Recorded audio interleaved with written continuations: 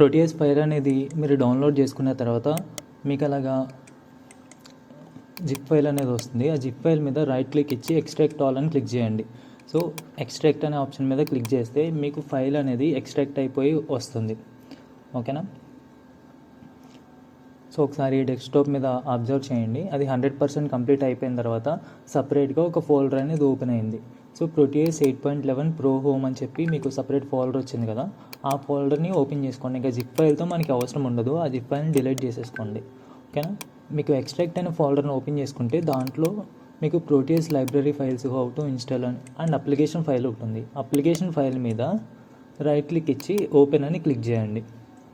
So open అని click చేసిన తర్వాత మీకు కొన్ని ఫైల్స్ ఇన్స్టాలేషన్కి అడుగుద్ది. సో ఆ ఫైల్ ప్రోటీయస్ ఫైలా కాదా అని చెక్ చేసుకోండి. సో ఇప్పుడు ఒకసారి చూద్దాము. మనకి welcome to Microsoft visual C++ అని వచ్చింది. అది కాదు కదా, మనకు అవసరం లేదు. క్యాన్సిల్ కొట్టేసి ఎస్ క్లిక్ చేయండి, ఫినిష్ కొట్టండి. అట్లా మీకు చాలా అడుగుతూ ఉంటుంది. C++ రిలేటెడ్, మైక్రోసాఫ్ట్ రిలేటెడ్ ఏది ఇన్స్టాల్ కొట్టుకొని ఓన్లీ ప్రోటీయస్ ఫైల్ అనేది వస్తేనే ఇన్స్టాల్ అనేది క్లిక్ చేయండి. ఓకేనా?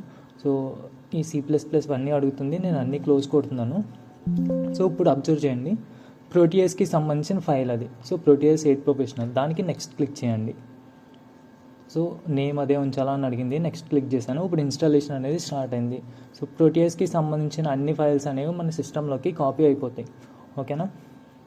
సో ఈ ప్రోటీయస్ అనేది మనకి ఎలా యూజ్ అవుతుందంటే, మనం ఆర్డినో ఐడి ఇన్స్టాలేషన్ నేర్చుకున్నాం కదా, ఇన్స్టాల్ చేసి మనం ఏమైనా కోడ్స్ రాసుకుంటే ఆ కోడ్స్ అన్నీ కూడా ఈ ప్రోటీయస్లో రన్ చేసుకొని చెక్ చేసుకోవచ్చు. డైరెక్ట్ మన దగ్గర హార్డ్వేర్ లేని టైంలో ఇట్లా చెక్ చేసుకుంటే యూజ్ అవుద్ది. అండ్ మన ల్యాబ్ ఎక్స్పెరిమెంట్స్ అన్నీ కూడా ప్రోటీయస్లో రన్ చేసుకోవచ్చు. అండ్ PCB డిజైనింగ్ కూడా చేసుకోవచ్చు. దానికి సంబంధించి సపరేట్ వీడియోస్ కింద చేస్తాను నేను. సో మనకి ఇన్స్టాలేషన్ అయితే కంప్లీట్ అవుతుంది. సో చూడండి, ఇన్స్టాలేషన్ కంప్లీట్ అయిపోయిన తర్వాత ఫినిష్ ఆప్షన్ మీద క్లిక్ చేసేసేయండి.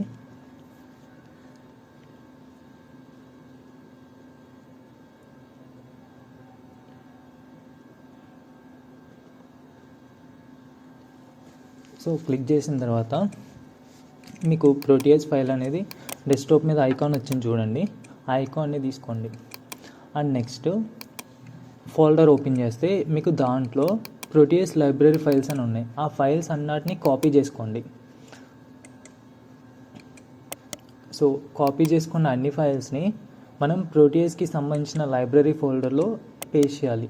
సో నేను అన్నీ కాపీ చేసుకున్నాను. ఆ తర్వాత C డ్రైవ్ ఓపెన్ చేసా. ప్రోగ్రామ్ ఫైల్స్ ఇంటూ 86లో ల్యాబ్ సెంటర్ ఎలక్ట్రానిక్స్ అని ఫోల్డర్ ఉంటుంది. అది ఓపెన్ చేస్తే ప్రోటీయస్ 8 అనేది కనిపిస్తుంది. దాన్ని ఓపెన్ చేస్తే డేటా అనే ఫోల్డర్లో లైబ్రరీ ఆప్షన్స్, దాంట్లో మీకు అన్ని లైబ్రరీస్ ఉంటాయి. మీరు ఆల్రెడీ కాపీ చేసింది కూడా పేస్ట్ చేసేసేయండి. సో కంటిన్యూ క్లిక్ చేసేయండి. మీకు లైబ్రరీస్ అన్నీ కూడా ఈ ఫోల్డర్లోకి వచ్చేస్తాయి. సో ఇప్పుడు క్లోజ్ చేసేయండి. మీకు ప్రోటీయస్ అనేది రెడీ అయింది. ప్రోటీయస్ మీద రైట్ క్లిక్ ఇచ్చి ప్రాపర్టీస్ని క్లిక్ చేయండి.